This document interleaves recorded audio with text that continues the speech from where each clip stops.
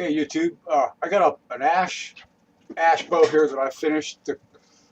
It's been done about 2 weeks ago. It's an ash bow that I had that was going to send to my buddy of mine, foosball, but I decided I've made another bow since that failed.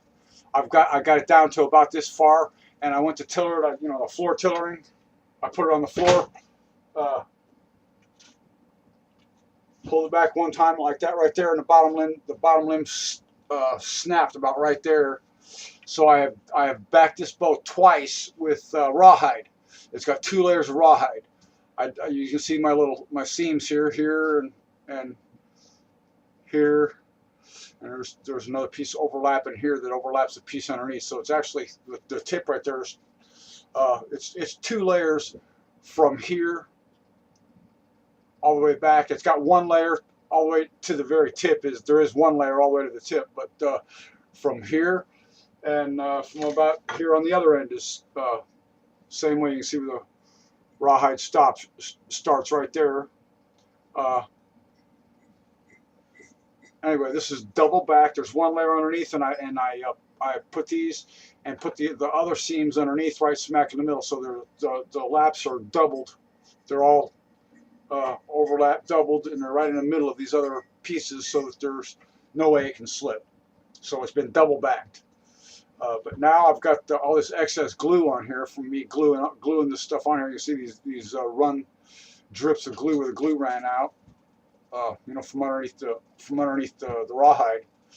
Now I have to go on here. I'm going to take my file and a rasp and even a small knife, I think I'm going to use here, and peel some of this excess glue off of here,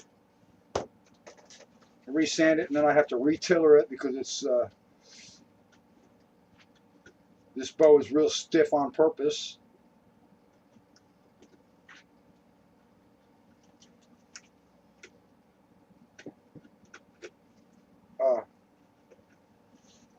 If you're going to make a bow and you're shooting for a certain poundage, say you're shooting for 50 pounds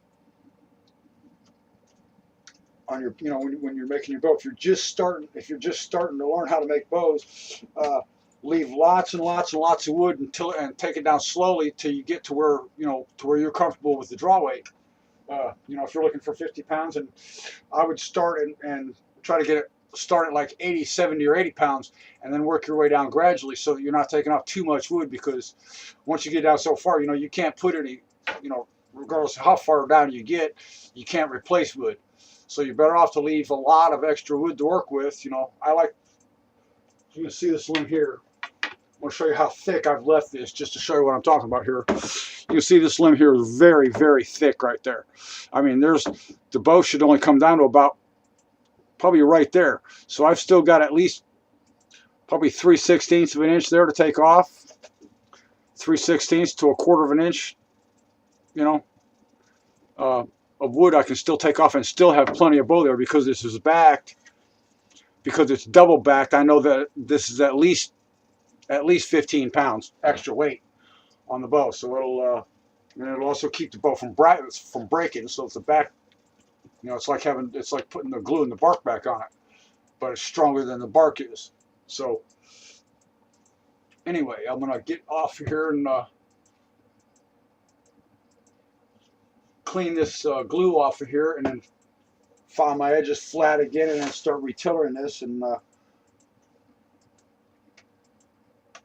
when I get through with it, when I get through making the bow, I'll do a video shooting this bow, because it's just about done. All I got to do is thin it down some, put a string on it, and it should be good to go.